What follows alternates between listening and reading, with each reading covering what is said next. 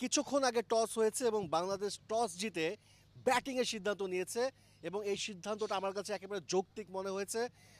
জিম্বাবুয়ের অ্যাগেনস্টে কোনো ডিফেন্সিভ খেলার বা ডিফেন্সিভ কৌশলের কোনো দরকারই নেই বা হওয়া উচিতও না। সেক্ষেত্রে অবশ্যই ব্যাটিং করবে, বড় একটা স্কোর গড়বে বাংলাদেশ, এমন প্ল্যানই থাকা উচিত। এবং বড় স্কোর করতে গেলে ব্যাটসম্যানদের যে দায়িত্ব নিয়ে খেলতে হবে, সাহসী কিছু স্টেপ নিতে হবে, সেটাও কিন্তু একেবারে মোটামুটি সবারই জানা এবং এই কৌশলেই আসলে বাংলাদেশকে এগিয়ে যাওয়া উচিত। কারণ জিম্বাবুয়ের বিপক্ষে যদি এত ডিফেন্সিভ মোডে খেলে, সেটা কিন্তু আসলে ইমপ্রুভমেন্টের জায়গা খুব একটা থাকবে না। একাদশ নিয়ে যদি একটু কথা বলতে চাই, যে যে একাদশটা আমরা দেখতে যাচ্ছি, আমার কাছে মনে হচ্ছে যে রাইট নাও যে স্কোয়াড আছে সেই স্কোয়াডে এটাই হয়তো বা বেস্ট 11। যদিও কোনো পরীক্ষা নিরীক্ষা আসলে অন্তত প্রথম টেস্ট সিলেট টেস্টে বাংলাদেশের টিম ম্যানেজমেন্ট যায়নি। যদি আমরা একাদশের দিকে দেখি যে একদম 7জন পিওর ব্যাটসম্যান কিন্তু একাদশে রয়েছে।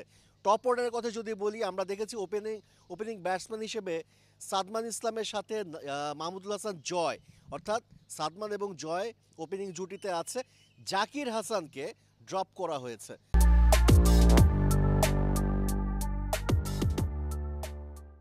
আমরা যদি একটু পেছনে দেখি তাহলে আমরা দেখতে পাবো যে জাকির হাসানের লাস্ট প্রায় 14-15টা ইনিংসে কিন্তু কোনো ধরনের কোনো 50 নেই এবং অনেকগুলোই হচ্ছে 2 অঙ্কের ঘরেও তিনি পৌঁছাতে পারেননি। সেক্ষেত্রে তিনি একটু অফ ফর্মে আছেন। আমরা অনুশীলনেও দেখেছি যে খুব যে ভালো ছন্দে আছেন এমনটা কিন্তু না। অনেকগুলো বল বিট করছিল, তার মুভমেন্ট, যে বলগুলো একটু মুভ করছিল সেই বলগুলো খেলতে একটু প্রবলেম হচ্ছে।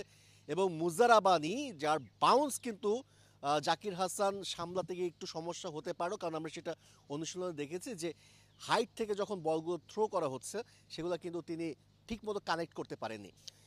মাহমুদুল হাসান জয়ের অবস্থাও জাকির হাসানের মতোই। আমরা যদি ওয়েস্ট ইন্ডিজের লাস্ট টেস্ট হয়েছে ওয়েস্ট ইন্ডিজে যদি বলি, সেই সফরেও কিন্তু খুব একটা ভালো করতে পারেনি কিন্তু মাহমুদুল হাসান জয়।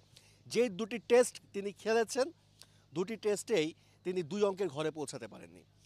সাদমানের কথা যদি বলা হয়, সাদমান ইসলাম ওয়েস্ট ইন্ডিজ সফরের লাস্ট টেস্টে একটা 60+ ইনিংস খেলেছেন, একটা 40+ ইনিংস খেলেছেন এবং ভালো স্টার্ট দিয়েছেন।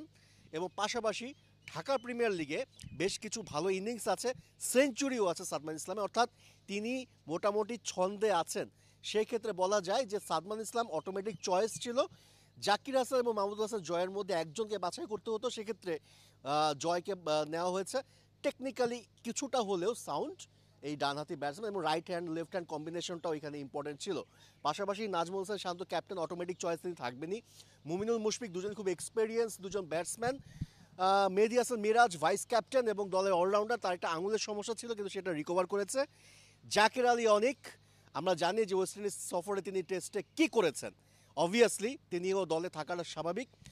বোলার দিকে যদি কি, মেহেদী হাসান মিরাজ অলরাউন্ডার হিসেবে আছেন, তাইজুল আরেকজন স্পিনার, লেফট আর্ম স্পিনার, এটাও হবে, এটাও একেবারে মোটামুটি নিশ্চিত। 3জন পেসার নিয়ে খেলছে, কারণ সিলেটের যে উইকেটে খেলা হবে যথেষ্ট ঘাস আছে, বাউন্স আছে এবং মোটামুটি 2.5 থেকে 3 দিন পেস বোলাররা রাজত্ব করবে, এটা মোটামুটি কিন্তু নিশ্চিত। সেক্ষেত্রে 3জন যেই পেসার নেওয়া হয়েছে বাংলাদেশ টিমে, নাহিদ রানা যা এক্সপ্রেস, চাপাই নবাবগঞ্জ এক্সপ্রেস 140+ বল করে যাবেন এবং জিম্বাবুয়ের ব্যাটসম্যানদেরকে একেবারে ব্যাটিং লাইন আপ ধসিয়ে দেবেন, এটাই প্ল্যান। নাহিদ রানা আছেন, হাসান মাহমুদ আমরা দেখেছি অনুশীলনে তার বলে এতটা সুইং করছিল, এত মুভ করছিল যে বাংলাদেশি ব্যাটসম্যানরাও তার বল ঠিকমতো খেলতে পারছিল না।